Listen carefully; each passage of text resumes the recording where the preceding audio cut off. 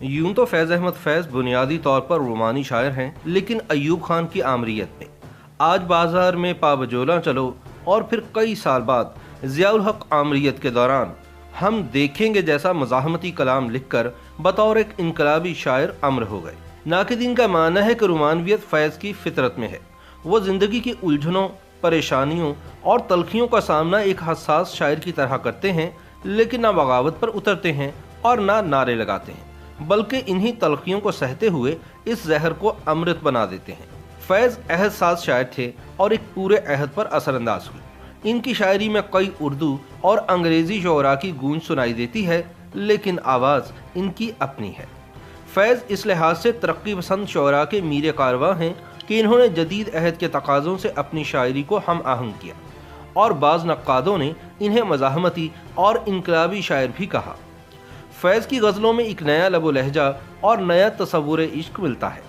فیض نے انسانی زندگی کے دو فطری پہلوؤں یعنی محبت اور جبر و استحصال کو اس خوبصورتی سے یکجان کر دیا کہ عشق کا درد اور جبر و استحصال کی اذیت ایک دوسرے میں مدغم ہو کر ایک فریادی بن گئی۔ فیض کی شاعری کی عالمگیر اپیل اور اس کی بین الاقوامی مقبولیت کا یہی راز ہے۔ اردو کے بڑے مزاحمتی شاعروں میں علامہ محمد اقبال، الطاف حسین حالی، ساحر لدھیانوی، حبیب جالب، فیض احمد فیض، برج نارائن چکست اور جوش ملی آبادی سمیت کئی شعراء شامل ہیں، جن کے اشعار نے ہندوستان کی آزادی سے لے کر آج تک اپنے انقلابی شعروں سے اپنے اپنے ادوار میں بغاوتوں، شورشوں اور حقوق کے لیے اٹھنے والی آوازوں کا ساتھ دیا ہے۔ ان سب میں فیض احمد فیض اس لحاظ سے منفرد ہیں کہ انہوں نے ایوب اور ضیاء آمریت کے دوران اپنی شاعری کو قوم کی آواز اور بیداری کا ذریعہ بنایا۔ دیکھا جائے تو دنیا کے ہر آمر نے اپنے خلاف ہونے والی بغاوتوں کو ظلم و ستم سے ختم کرنے کی کوشش کی ہے، لیکن اسے کیا کہیے کہ آمروں کا نام تو وقت کی گرد میں کہیں گم ہو جاتا ہے، مگر ہر بغاوت کے بعد دانشوروں کے حروف اور شعراء کا کلام لوگوں کے دلوں میں نقش ہو کر آنے والی تحریکوں میں پھر زندہ ہو جاتے ہیں۔ اسی طرح فیض احمد فیض کی مزاحمتی شاعری آج بھی زندہ ہے۔ حال ہی میں انڈیا میں ہونے والے شہری حقوق سے متعلق مظاہروں میں ہم دیکھیں گے خوب لہک لہک کر گایا گیا۔ فیض نے صرف پاکستان کے حالات پر ہی شاعری نہیں کی، بلکہ ان کی مزاحمتی شاعری کا موضوع پوری دنیا کے حالات بنے۔ سن 1953 میں جب فیض احمد فیض پابند سلاسل تھے، ایران میں ایک نئی سامراجی چال کھیلی جا رہی تھی اور امریکہ اور برطانیہ کی منتخب حکومت کا تختہ الٹنے کی تیاریوں میں تھے۔ نئی نسل کی تحریک کو اس سازش کے خلاف احتجاج کی پاداش میں بڑی بے دردی سے کچل دیا گیا، جس میں نوجوانوں کی ایک بڑی تعداد نے قربانی دی۔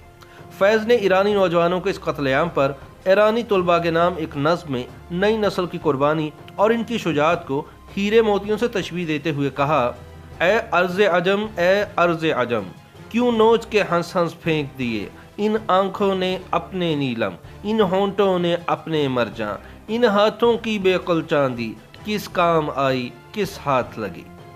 فیض کے ان اشعار کا مطلب ہے کہ نسل نو ہر ملک و قوم کے لیے ہیرے موتیوں کی طرح ہے، جسے بادشاہت یا آمروں کی چوکھٹ پر قربان کرنا ایک ایسا المیہ ہے جس کے نتائج انتہائی خطرناک ہوں گے۔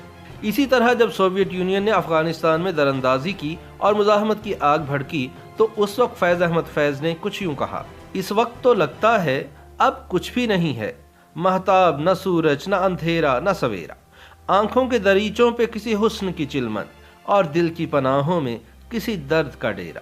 فیض احمد فیض ایک اعلانیہ کمیونسٹ تھے۔ انہوں نے اپنی شاعری اور تحریروں کے ذریعے معاشرے کی ناانصافی، ظلم و جبر اور مظلوم انسانوں کے حق کے لیے ہمیشہ اپنی آواز بلند کی، اور یہی ان کا جرم بن گیا۔ سن 1951 میں فیض احمد فیض کو راولپنڈی سازش کیس میں 4 برس جیل میں قید رکھا گیا۔ جن دنوں فیض احمد فیض سوویت یونین میں مقیم تھے، ادھر پاکستان میں جنرل محمد ایوب خان نے مارشل لاء کے نفاذ کا اعلان کر دیا۔ اگرچہ فیض کے رفقا نے بہت کوشش کی کہ فیض وہیں رکیں، لیکن دسمبر سن 1958 میں وہ پاکستان پہنچ گئے۔ فیض کراچی سے لاہور پہنچے تو دوسرے ہی دن ان کے گھر ایک بار پھر پولیس والے آن دھمکے اور انہیں ان کی گرفتاری کا پروانہ دکھا دیا۔ ایوب خان نے مارشل لاء نافذ کرتے ہی یہ کمال کیا کہ سن 1921 کے زمانے سے لے کر مارشل لاء کے نفاذ تک CID کی فائلوں میں جن جن لوگوں کے نام موجود تھے، انہیں بلا لحاظ اس بات کے پکڑ لیا کہ ان لوگوں نے کچھ کیا بھی تھا یا نہیں۔ جب فیض نے ان سے پوچھا کہ بھئی ہمیں کس شوق میں گرفتار کیا، ہم نے تو کچھ کیا بھی نہیں اور ہم یہاں تھے بھی نہیں، اس پر فیض کو جواب ملا کہ آپ کو تو محض احتیاطاً قید میں رکھا گیا ہے۔ انہوں نے کہا کہ آپ لکھ کر دے دیں کہ آپ حکومت کا ساتھ دیں گے تو ہم آپ کو چھوڑ دیتے ہیں۔ اس پر فیض نے کہا کہ ہم آپ کو کوئی تحریر نہیں دیں گے۔ کہا جاتا ہے کہ فیض کو اتنی مرتبہ گرفتار کیا گیا کہ جیل خانہ بظاہر ان کا دوسرا گھر بن گیا تھا۔ وہاں ان سے پوچھ گچھ کا سلسلہ شروع ہوا تو ان کو جو جوابات دینے تھے وہ تو اپنی جگہ دیے ہی، لیکن اس کا تخلیقی اظہار انہوں نے کچھ اس طرح کیا۔ ہم خستہ تنوں سے محتسبو کیا مال منال کا پوچھتے ہو، جو عمر سے ہم نے بھر پایا وہ سامنے لائے دیتے ہیں۔ دامن میں ہے مشت خاک جگر، ساگر میں ہے خون حسرت میں، لو ہم نے دامن جھاڑ دیا، لو جام الٹائے دیتے ہیں۔ انہی دنوں ساہیوال جیل میں فیض کے دانتوں کی تکلیف بڑھ گئی تو انہیں لاہور جیل منتقل کیا گیا۔ ایک روز پولیس کی حراست میں انہیں ڈاکٹر کے پاس لے جایا جا رہا تھا تو ایک ایسا واقعہ پیش آیا جس کے پس منظر میں فیض احمد فیض نے اپنی یادگار نظم آج بازار میں پا بجولاں چلو، چشم نم جان شوریدہ کافی نہیں، تہمت عشق پوشیدہ کافی نہیں، آج بازار میں پا بجولاں چلو، دست افشاں چلو، مست و رقصاں چلو۔ خود فیض احمد فیض لکھتے ہیں کہ لاہور جیل سے یہاں ہر صبح دانتوں کے اسپتال جو شہر کے دوسرے کنارے پر ہے پولیس کی گاڑی میں انہیں لے جایا جاتا تھا۔ ایک دن موٹر نہ مل سکی تو ہمیں تانگے میں مسلح گارڈز کے ساتھ اسپتال جانا پڑا۔ لارنس روڈ، مال روڈ، کچہری روڈ، بیرون بھاٹی دروازہ اور راوی روڈ سے گزرے تو بہت سے لوگوں نے ہمیں پہچان لیا۔ کئی جگہ مجمع جمع ہو گیا اور نعرے وغیرہ بھی لگے۔ یہ نظم اسی واقعے سے متعلق ہے۔ فیض احمد فیض نے ایوب خان کے دور عامریت میں شاندار مزاحمتی شاعری لکھی، لیکن انہوں نے اپنی مشہور زمانہ نظم ہم دیکھیں گے سن 1979 میں لکھی تھی۔ اس وقت پاکستان پہ جنرل ضیاء الحق کی آمریت کے گہرے سائے پھیلے ہوئے تھے۔ 5 برس بعد سن 1984 میں فیض احمد فیض اس دنیا کو الوداع کہہ گئے اور سن 1986 میں لاہور کے الحمرا آرٹس کونسل کے آڈیٹوریم میں سفید ساڑی پہنے گلوکارہ اقبال بانو نے اس نظم کو گا کر اسے امر کر دیا۔ فیض احمد فیض 13 فروری سن 1911 کو قلعہ قادر ضلع ناروال میں ایک معزز سیالکوٹی گھرانے میں پیدا ہوئے۔ ان کے والد سلطان محمد خان ایک علم پسند شخص تھے۔ فیض کی والدہ کا نام فاطمہ تھا۔ فیض کے گھر سے کچھ دوری پر ایک حویلی تھی، یہاں اکثر پنڈت راج نارائن ارمان مشاعروں کا انعقاد کیا کرتے تھے۔ انہی محفلوں سے فیض شاعری کی طرف راغب ہوئے اور اپنی پہلی شاعری 10ویں جماعت میں قلم بند کی۔ سن 1921 میں فیض نے اسکاچ مشن اسکول سیالکوٹ میں داخلہ لیا اور یہاں میٹرک تک تعلیم حاصل کی۔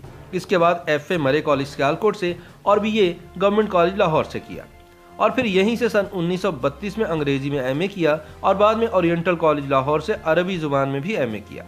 فیض احمد فیض کو اردو، پنجابی، روسی اور فارسی زبان سمیت 6 زبانوں پر عبور حاصل تھا۔ ان کی شاعری کے بھی متعدد زبانوں میں ترجمے ہوئے۔ مشہور گلوکاروں نے فیض احمد فیض کی غزلیں اور نظمیں گائیں۔ فیض احمد فیض نے 8 کتب اور کئی مجموعہ کلام تخلیق کیے۔ نقش فریادی، دست صبا، زندہ نامہ، دست احسن، سر وادی سینہ، شام شہر یاراں اور میرے دل میرے مسافر ان کے کلام کے مجموعے ہیں، جبکہ فیض کے اہم کلام کا مجموعہ نسخہ ہے وفا بھی آج ادب سے محبت کرنے والوں کے لیے بے انتہا اہمیت کا حامل ہے۔ فیض احمد فیض کو روس کے لینن ایوارڈ سمیت متعدد عالمی اور قومی اعزازات سے نوازا گیا۔ دنیا اردو کا یہ عظیم شاعر 20 نومبر سن 1984 کو 73 برس کی عمر میں حرکت قلب بند ہونے کا سبب شعر و ادب کی دنیا کو خیر باد کہہ گیا۔ ان کی وفات کے بعد حکومت پاکستان نے انہیں نشان امتیاز سے بھی نوازا۔ فیض احمد فیض کا لافانی کلام آج بھی ہر صاحب ذوق کی زبان پر تر و تازہ ہے۔ ہر سال نومبر میں فیض احمد فیض کی یاد میں فیض فیسٹیول کا انعقاد کیا جاتا ہے، جس میں دنیا بھر سے ادب سے محبت کرنے والے افراد حصہ لیتے ہیں۔ 20ویں صدی کے شاعر فیض احمد فیض کا پیغام بھی یہی تھا۔ فیض حالات کی تاریکی میں بھی امید کی ایک شمع روشن رکھتے ہیں اور یہی ان کی شاعری کا سب سے بڑا فیض ہے۔ انتقال سے پہلے ان کے آخری مشاعرے کی غزل کا آخری شعر تھا: ہلکا کیے بیٹھے رہو ایک شمع کو یارو، کچھ روشنی باقی تو ہے، ہر چند کے کم ہے۔